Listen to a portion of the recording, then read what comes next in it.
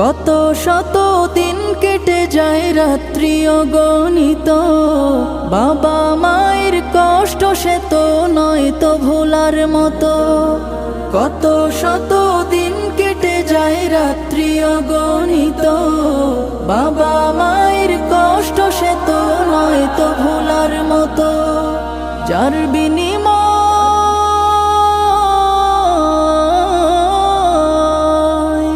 যার বিনিময় কণ্ঠে ফোটে পাক হরফের গান, যাদের বুকের মানিক হলো হাফেজে কুরআন, হাফেজে কুরআন, হাফেজে কুরআন।